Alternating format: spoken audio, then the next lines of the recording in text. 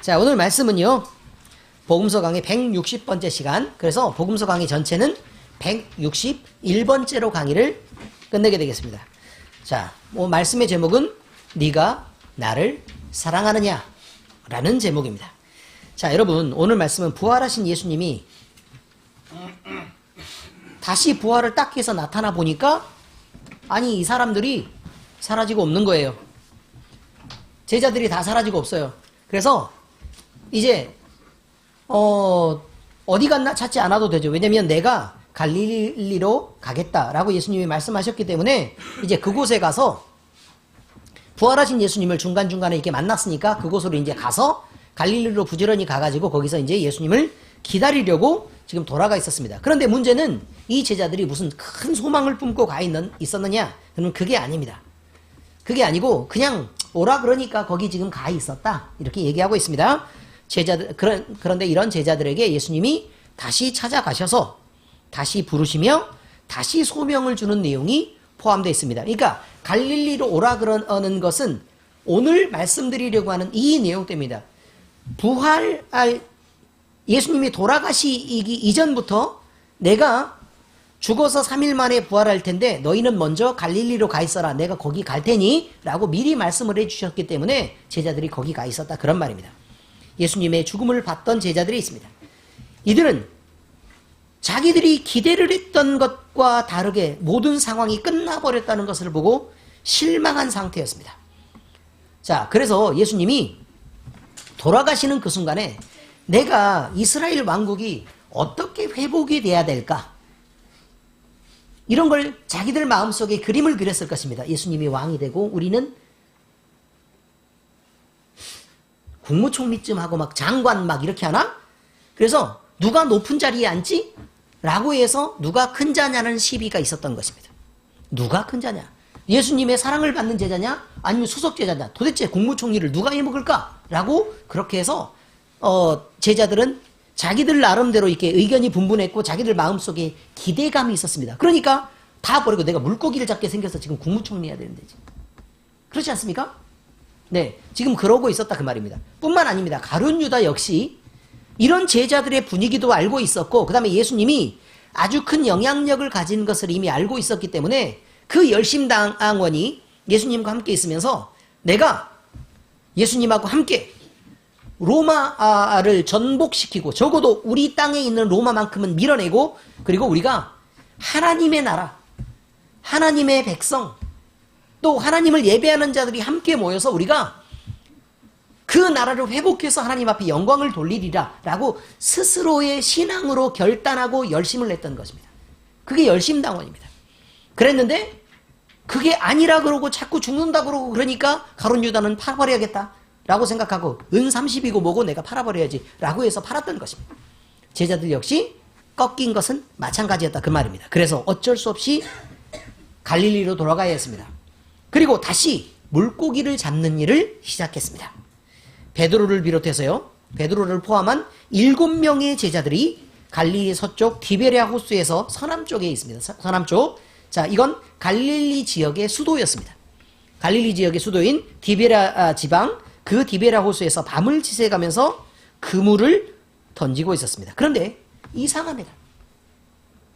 이상한 것은 아니 갈릴리 지역에 물고기가 꽤 많이 있어요. 그리고 밤새 던지면 그래도 몇 마리는 건져 나와야 얘가 정상 아닙니까? 그런데 단 한 마리도 올라오지를 않습니다. 그래서 너무 실망한 거죠. 아니 예수님은 돌아가셨고 어디 이제 부활하셨는데 어디 뿅 하고 사라져가지고 나타나지도 않고 우리는 지금 갈릴리로 모여있고 그 다음에 따르던 수많은 사람들은 다 이게 흩어져서 이렇게 있고 그러니까 근데 그 상태에서 배에서 그물을 던지는데 그래도 평생 동안 물고기를 잡는 일을 해왔다는 그 선원들이 거기에 들어있는데도 아무리 던져도 고기가 있을 만한 곳 여기는 고기가 있다 라 그래서 던졌는데 거기에서 고기가 나오지도 않고 도대체 이 상황이 너무 한심한 것이죠. 그런데 그곳에 마치 거짓말처럼 부활하신 예수님이 다시 나타나셨습니다. 그들은 아무것도 모르는 상황에서 예수님이 하신 말씀을 들었습니다. 그러니까 누가 지금 저기 보이는 거예요. 누가 저기 물가에서 지금 이렇게 보이는데 뭐라고 얘기를 하냐면 배 오른편으로 던져라 라고 얘기를 하는 거죠. 배 오른편으로 던져라. 그런데 아니 자기들이 어느 정도 노하우는 있는 거 아닙니까? 여러분은 예를 들어 법에 대해서 얘기를 누가 와가지고 내가 지금 아는 모든 지식을 동원해서 이렇게 한참 법에 대해서 얘기를 하고 있는데 조음 인근 성도한테 아무것도 모르는 사람이 와가지고 이건 이렇게 해라 라고 얘기하면 말을 듣겠냐고요. 가다 만드는데 그렇게 누가 얘기하면 잘 듣겠습니까? 무슨 말인지 아십니까? 자기가 가진 노하우가 있단 말입니다. 자기가 가진 노하우가 있는데 그걸 쉽게 듣는 게 정상이 아닙니다. 그런데 자기도 모르게 오른편으로 그물을 던지라 그러니까 자기들도 모르게 오른편으로 그물을 던진 거예요. 누군지 확인되지 않은 상황이었습니다. 그런데 던졌는데 아니 이 그물 위에 물고기가 걸려 나오는데 끌어올리는데 끌어올려지지 않을 만큼. 근데 여기서는 몇 마리가 나왔다고 얘기하면 153마리 153마리라고 얘기하고 있거든요. 그런데 이 153마리가 아니 장정 7명이 끌어올리는데 153마리를 못 끌어올리는 게 말이 됩니까? 안 됩니까? 말이 안 되죠. 그쵸? 그런데 문제는 말이 되냐 안 되냐는 고기의 크기에 달린 거 아닙니까? 어떤 의미인지 아시겠죠? 그런데 153마리가 잡혔다라고 얘기를 하는데 이게 끌어올릴 수가 없을 만큼 무거웠었다. 이렇게 성경은 기록하고 있습니다. 그러자 예수님인 것을 제자들이 금방 눈치챘습니다. 그래서 베드로는 예수님인 걸 알고, 왜? 이미 만났으니까요. 예수님인 걸 알고 저기 바깥쪽에 있는데 물로 뛰어들어서 성질 급하니까 헤엄을 쳐서 지금 가고 있습니다. 그리고 다른 제자들은 얼른 작은 배들을 내려가지고 막 이게 노를 저어가지고 예수님을 향해서 급하게 다가갔다. 이런 말입니다. 예수님은 그곳에서요 밤새 고생했을 제자들을 위해서 떡을 준비하고 계셨고 그 다음에 숯불을 이렇게 피워서 고슬고슬하게 물고기를 굽고 계셨습니다. 그렇습니다. 그런데 식사를 모두 마친 후에 예수님이 참 매너가 있으신 것 같아요. 밥 먹는 중간에 안 물어보고 식사를 다 마치신 후에 물었다. 이렇게 돼 있습니다. 그래서 참 예수님의 수준이 안 그래도 고급인 줄은 알았지만 참 수준이 높으시구나. 여러분들은 밥 먹을 때 자꾸 잔소리를 하고 한마디로 이렇게 눈을 쳐다보고 이렇게 나는 잔소리 안 했어 라고 얘기하지만 여러분 밥 먹을 때 쳐다보는 거 부담되는 일입니다. 예수님은 그냥 아무 말씀도 안 하시고 제자들을 배부르게 먹였습니다. 그리고 나서 소화도 되기 전에 바로 물어봅니다. 베드로에게 요한의 아들 시몬아 네가 이 사람들보다 나를 더 사랑하느냐? 라고 묻습니다. 그러니까 베드로는 안 그래도 승질도 급하고 배신하는 것도 있고 그래서 급하게 대답합니다. 주님, 그렇습니다. 내가 주님을 사랑하는 줄 주님이 아시지 않습니까? 라고 대답합니다. 그러자 주님은 내 어린 양을 먹이라. 여기 처음에는 어린 양을 먹이라 이렇게 되어 있습니다. 내 어린 양을 먹이라. 그래서 목양의 소명을 건네줍니다. 근데 여기서 끝났으면 참 좋은데 다시 묻습니다. 베드로에게 두 번째 묻습니다. 요한의 아들 시몬아 네가 나를 사랑하느냐? 불편하지 않겠습니까? 사랑한다고 분명히 대답했는데 다시 질문하고 있습니다. 그런데 베드로는 주님 그렇습니다. 내가 주님을 사랑하는 줄 주님께서 아시나이다 라고 강하고 더 단호하게 분명히 대답했을 거 아닙니까? 그렇죠? 그래서 대답을 들은 주님은 베드로에게 내 양을 치라 라고 얘기합니다. 먹이는 것만이 아니고 치라는 것은 적어도 자유롭게 이렇게 돌아다니는 데서 보호하고 관리하라라는 의미가 들어있습니다. 그러니까 단지 먹이는 것에만 국한되어 있는 게 아닙니다. 자, 이 말을 들은 주님은 그래 알았다. 다시 주님은 세 번째로 묻습니다.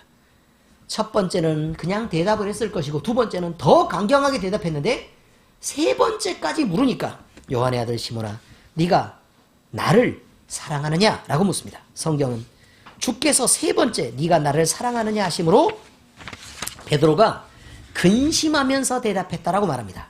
주님 모든 것을 아시오매 내가 주님을 사랑하는 줄은 주님께서 아시나이다 라고 대답합니다. 대답을 모두 들은 예수님은 다시 내 양을 먹이라 라고 얘기합니다. 여러분 우리 교회는 어느 교회보다 밥이 맛있습니다. 그렇지 않습니까? 어느 교회보다 밥이 맛있습니다. 물론 속이 덜 편해서 매 끼 드실 수 없는 분도 있지만 밥 맛있는 것은 어느 교회와 어느 뷔페와 비교해도 떨어지지 않습니다. 왜요? 입맛 까탈스러우신 집사님들이 꽤 있기 때문에 그렇습니다. 물론 식욕 좋으신 우리 성도님들, 집사님들도 계시죠. 여러분, 그런데요, 한 가지 중요한 건 예수님이 제자들에게 말씀하셨던 이 내용은 내 양을 먹이라와 내 양을 치라, 또 내 양을 먹이라는 의미였습니다.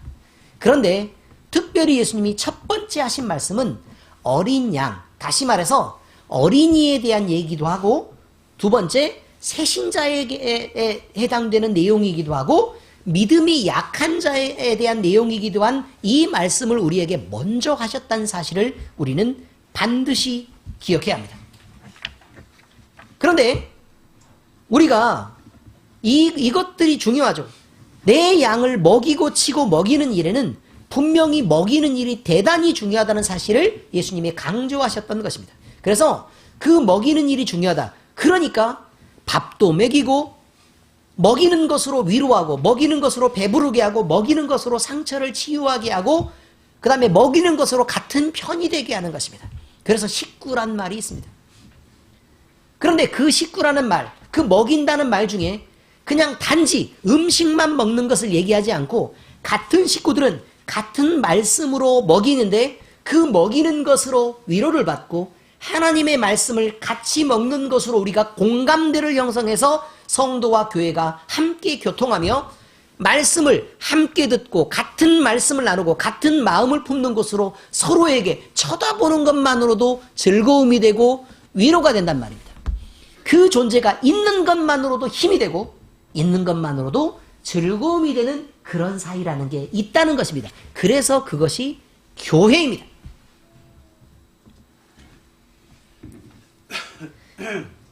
하나님의 부르심을 받고 제자로 선택된 이후에 말씀을 배우면서 예수님의 가르치심을 배웠던, 그러나 어려운 순간에는 예수님을 지키지 못하고 부인하고 욕하면서 저주하고 떠났던, 그래서 세상 속으로 다시 들어가 그 속에 살고 있었던 베드로에게, 그리고 그와 똑같은 상황인 우리에게 다시 찾아오셔서 예수님은 동일한 질문을 던지고 있습니다.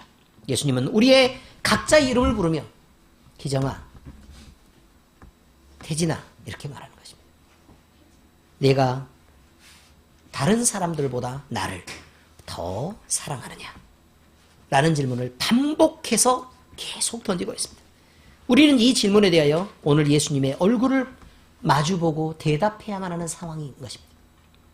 우리는 이 질문에 여전히 마음 중심에서 우리 예수님을 사랑하는지에 대해서 돌아보고 대답해야 합니다.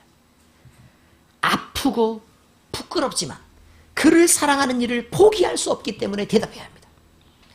아프고 부끄러움을 갖지만 그를 따르는 일을 멈추지 않을 수밖에 없기 때문에 우리는 대답해야 합니다.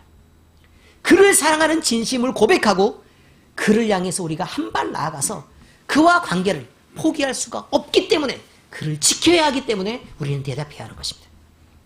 그래서 그를 따르는 일을 우리가 멈추지 않을 것인지, 우리 모두는 우리 각자의 마음속에 있는 대답으로 그에게 대한 우리의 진심 어린 사랑을 고백해야 합니다.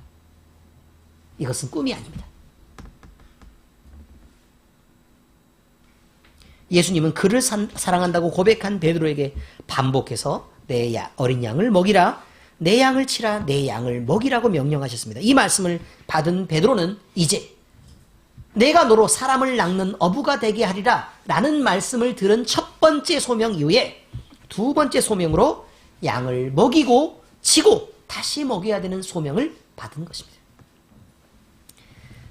자신은 예수님을 버리고 떠났지만 예수님은 베드로를 포기하지 않았습니다. 그리고 다시 찾아와서 이미 포기해버린 헌신의 꿈을 다시 일으켜 주었습니다. 다시 찾아오신 예수님으로 인해 베드로는 잃어버렸던 하나님을 향한 인생의 소망을 다시 찾을 수 있었고, 마음 깊숙한 곳에 가라앉아 있던 예수님을 부인하고 버렸던 것에 대한 절망과 괴로움, 그 죄책감을 떨쳐버리고 이제 기쁜 마음으로 주님을 향한 열심을 시작할 수 있게 되었습니다. 그 질문에 베드로가 대답함으로 베드로가 회복된 것입니다. 베드로의 마음속에는 예수님을 버렸던 일이 늘 기억에 남았을 것입니다. 자기가 장담했던 것을 지켰던 일들이 늘 기억에 남고 자기를 괴롭혔을 것입니다. 예수님과 직접 눈을 마주칠 수 없었을 것입니다. 눈을 마주치면 금방 피하고 또 마주치면 피하고 또 마주치면 피하고 예수님과 가까이 붙지를 못하고 떨어져서 다른 사람을 사이에 끼워 넣어야 되는 그런 불편한 관계에 있었을 것이라 그 말입니다. 지금 우리의 모습이 그렇지 않습니까? 그런데 예수님은 우리에게 물어주시는 것입니다. 우리의 진심을 물어주시는 것입니다. 우리가 죄책감으로 쌓여있을 때 우리의 진심을 물으면서 희자야, 네가 나를 사랑하느냐? 라고 묻는 것입니다.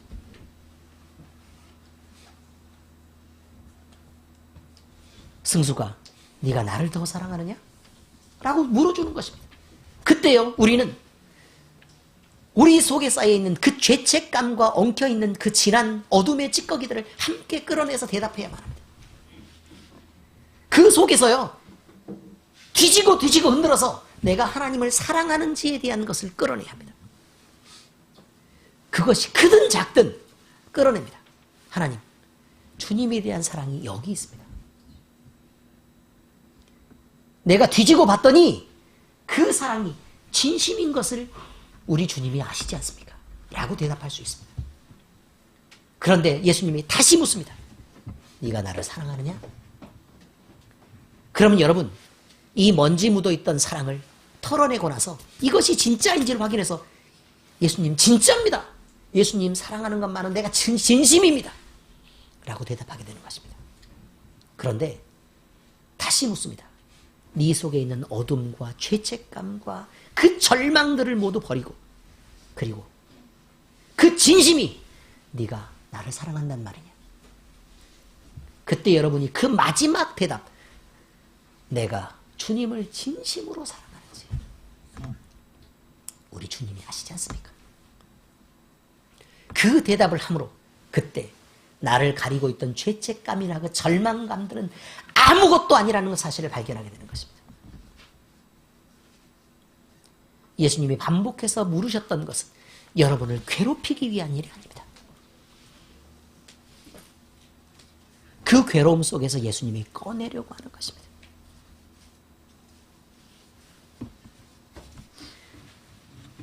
이제 베드로는 새로워졌습니다. 우리 역시 마찬가지입니다. 새로워진 베드로에게 예언의 말씀을 남깁니다. 내가 젊어서는 스스로 띠뛰고 원하는 곳으로 다녔거지와 늙어서는 내 팔을 벌리리니 남이 너에게 띠를 띄우고 원하지 아니하는 곳으로 데려가리라. 이 말씀은 성령 하나님이 예수님을 이끌어서 네가 원하지 않는 길로 다니게 될 것이다 라는 말도 포함되어 있지만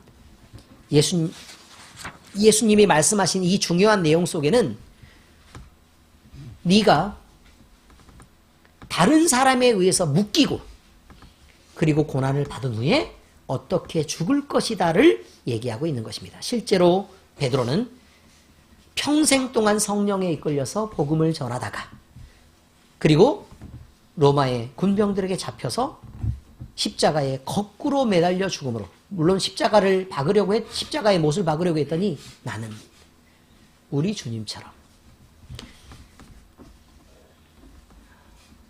그런 자격이 있는 자가 아닙니다.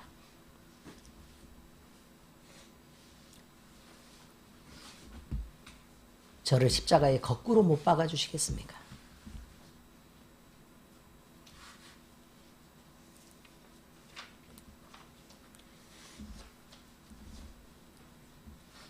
그렇게 죽을 것을 예수님이 말씀하셨던 것입니다. 용서의 사랑을 베푸신 하나님께 이제 베드로는 평생을 헌신하며 영광을 올려드렸습니다. 자, 이 말씀을 보시면서 우리는 무엇을 느껴야 하느냐? 네가 나를 사랑하느냐? 라는 것에 대한 대답을 해야 합니다. 사랑에는 여러 가지 종류의 사랑이 있습니다. 하나님의 사랑을 말하는 아가페의 사랑도 있고 우정을 말하는 필리아, 필레오의 사랑도 있다고 말합니다. 또한 남녀 간의 이성적인 사랑인 에로스, 부모가 자식을 아끼고 사랑하는 스톨게의 사랑이 있다고 말합니다. 여러분, 인간적인 사랑 이 세 가지 에로스, 필레오, 스톨게는 모두 다 아가페가 아닙니다. 이들 모두는 사랑이라는 같은 말로 불리지만 전혀 다른 가치와 희생을 요구합니다. 예수님은 베드로에게 또 이 자리에서 예배하는 우리에게 우리 주님을 사랑할 때 마음을 다하고 목숨을 다하고 뜻을 다하여 사랑하는지를 묻고 계신 것입니다. 우리는 이 물음에 대답해야 합니다. 마가복음 12장 29절에 30절 예수께서 대답하시되 첫째는 이것이니 이스라엘아 들으라 주 곧 우리 하나님은 유일한 주시라 내 마음을 다하고 목숨을 다하고 뜻을 다하고 힘을 다하여 주 너의 하나님을 사랑하라 라고 얘기했습니다. 우리는 의지를 다하고 우리의 체력을 다하고 우리의 영적인 것들을 분명하게 해서 우리 하나님을 사랑해야 합니다.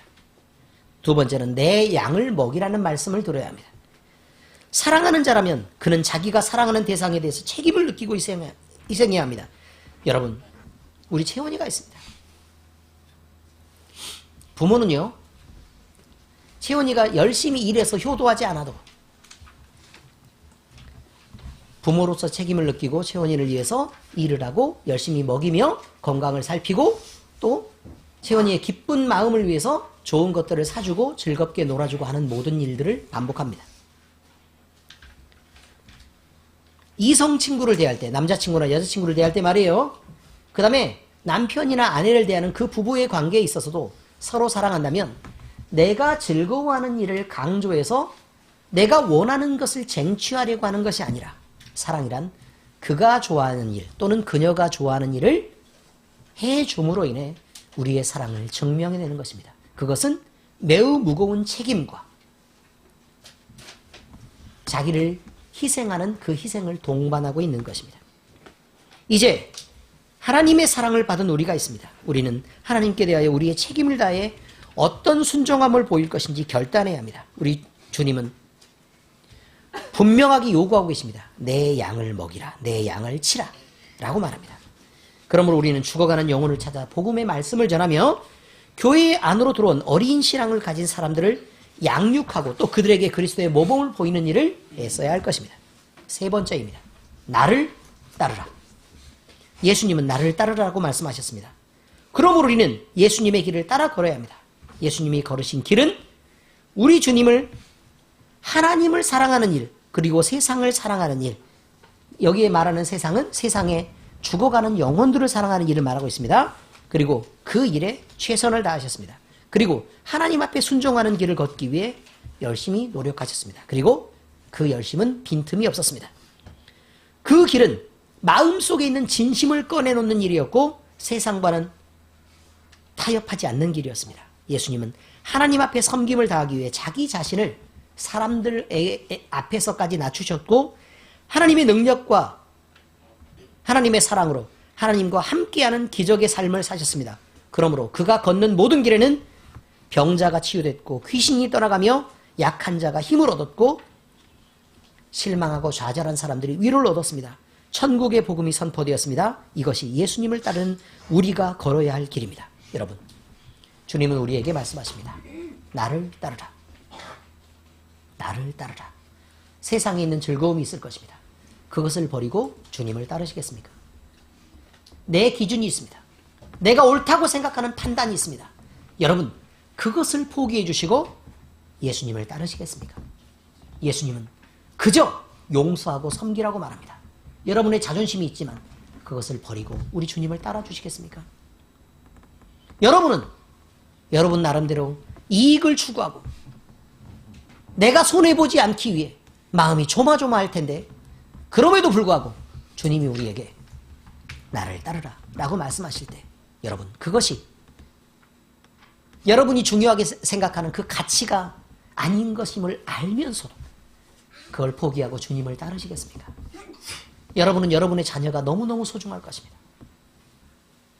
여러분의 자녀를 자녀가 기쁜 대로 키우고 싶을 것입니다. 그러나 하나님이 기뻐하시는 자녀로 여러분의 자녀를 키우시기 위해 주의 제자된 삶을 살아주시겠습니까? 오늘의 결단은 그것을 요구하는 데 있습니다.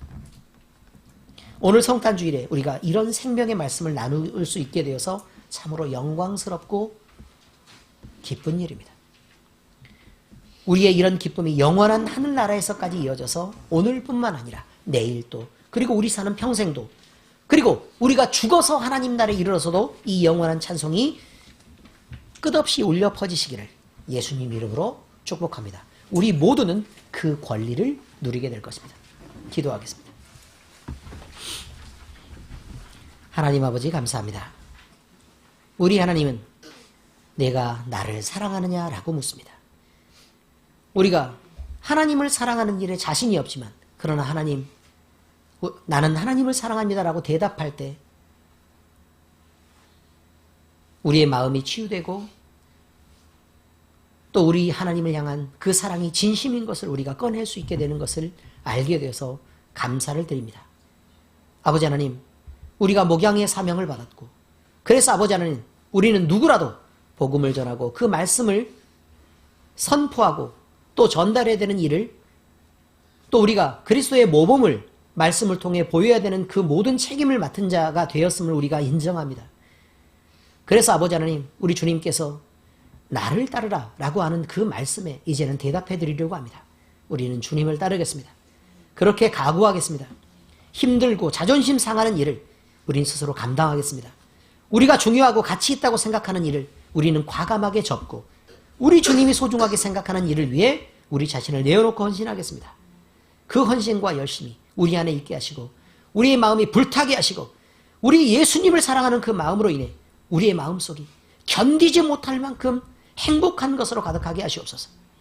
살아계신 우리 주 예수 그리스도의 이름으로 감사하며 기도합니다.